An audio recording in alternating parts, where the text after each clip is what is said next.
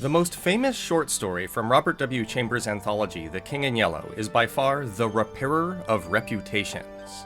In that story, we meet Hildred Castaigne, a troubled young man who, among other things, has read The King in Yellow.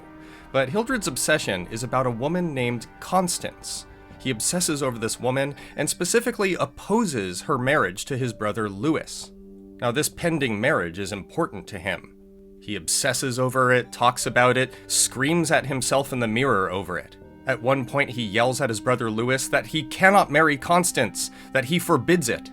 Based on this information, it would be normal to assume that Hildred is in love with Constance, and that his opposition to the marriage between Constance and his brother Louis is, well, born out of jealousy.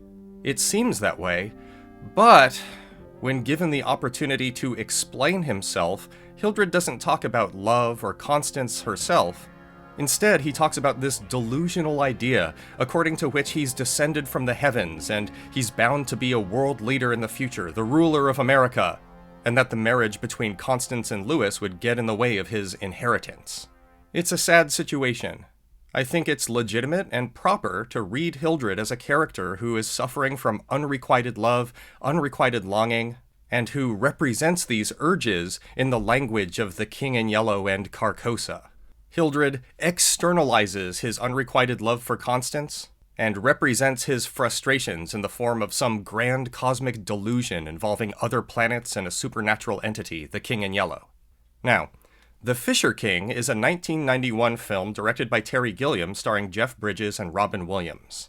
In that film, we meet Perry, a bereaved man who lost his wife due to a mass shooting, and who has trouble getting over that event. He needs to move on with his life, but he's unable to. He can't move on with his life. You'd think that the reason why he cannot move on with his life is the gravity of what he lost. And yet, when given the opportunity to explain himself, Perry talks about this fantasy in which he is the Fisher King seeking the Holy Grail, forever pursued by a mythical creature, a character called the Red Knight. Perry wants to move on with his life, he voices this as much, but he's unable to. And when he explains why he's unable to, he talks about the Holy Grail and the Red Knight instead of talking about his bereavement. Perry is a man suffering from lost love, and who couches these urges in terms of a mythical mythology involving the Red Knight and the Holy Grail. Perry externalizes his loss and his sorrow and his struggle to move on in the form of this fantasy involving the Red Knight. So here we have these two characters, Hildred Castaigne from The Repairer of Reputations, and Perry from The Fisher King. Each one is lovelorn, suffering from loss and unrequited yearning, and each one represents that loss and that yearning as some kind of fantasy involving a scary phantasmal figure, the King in Yellow in Hildred's case, and the Red Knight in Perry's. And as interested as we may be in the Holy Grail and the Red Knight and that stuff, the story is really about Perry, or at least it's grounded in Perry and Perry's grief.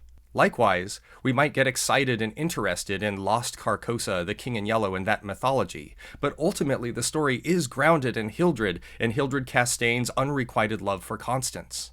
These are both stories about the forces of grief externalizing a fantasy of inheriting an imperial dynasty and being with Constance, in the case of Hildred, and the fantasy of finding the Holy Grail, finally being at peace and moving on, in the case of Perry. And this is not an accidental parallel. Chambers' stories feature cosmic horror, or elements of cosmic horror, yes, but they're also gothic, psychological tales about unrequited love and unrequited yearning. They're very romantic in that way. Chambers' second story in the King in Yellow cycle, after all, is called The Mask, and it's about a man who suffers unrequited love and is so accustomed to acting like he's not in love with the woman he's in love with that he wears his disposition like a mask which he has worn so long that it becomes part of him. Likewise, in The Yellow Sign, we have Tessie's desire for Jack, and Jack's troubled choice between whether to choose Tessie as a lover or as a painting model. And of course we have the tale In the Court of the Dragon, where our protagonist, having just read The King in Yellow, also suffers from unrequited love. Only in this case, the love is not eros, but agape, the love of God. For in The Court of the Dragon, the protagonist was going to church in the hopes that he could feel the love of God. They had lost that feeling since they read The King in Yellow. They go to church seeking the love of God, but do not find it. Instead, they only find The King in Yellow. And this is why Robert W. Chambers is much more than just a precursor to Lovecraft. This is why his tales are more than just some more cosmic horror. They are romantic, psychological masterpieces which not only touch on cosmic themes, but also existential ones about the fear of godlessness, the fear of meaninglessness, the fear of unrequited love, the fear that life is set up in such a way that nobody that you love might love you back. Again, as I argued in my video about the monsters in our game 5 Acts the King in Yellow, there is just as much influence from Edgar Allan Poe and Baudelaire in Robert W. Chambers as there are resemblances between Chambers and Lovecraft. More, in fact.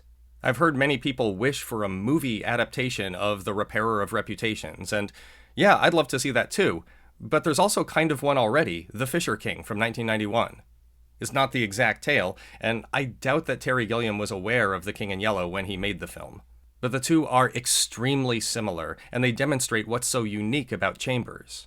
Welcome to PhD&D everyone, I'm Dr. Bowers, and let's talk a little bit about the character classes in our game 5 Acts, the King in Yellow RPG. Now in our game 5 Acts, the King in Yellow RPG, players take up the position of someone like Hildred or Perry, someone who has an intense desire for something, but whose desires are couched in these fantastical ideas about Carcosa and finding the yellow sign. Right now, we have 4 character classes, each one based on a character from one of Chambers' 4 classic King in Yellow tales. Our classes are named, appropriately, the Repairer of Reputations, the Grave Worm, the Organist, and the Pallid Mask. Each one is a troubled individual who wants something, and each one also has a certain amount of supernatural power, or at least they seem to have some supernatural power, and most of the gameplay proceeds as if they really do. The Repairer of Reputations, per the story, has the power of blackmail. Periodically, once an hour, the Repairer of Reputations can use their blackmail network to compel another person to do something. Not another player character, but another NPC. Likewise, corresponding to the short story The Mask, the Pallid Mask has the ability to petrify living flesh, a task which they accomplish through elixirs and chemicals. It's a limited power, but one that can be formidable if used in the right way. And likewise, the Organist, named after the phantasmal figure from In the Court of the Dragon, has the ability to warp space and time ever so slightly, change a thing's size or its distance or the chronological interval in which it appeared. This is in the same way that the Organist from In the Court of the Dragon manages to teleport all over the place, and who can be seen traversing the same route twice, impossibly, like the cat that reappears in the Glitch in the Matrix scene from The Matrix.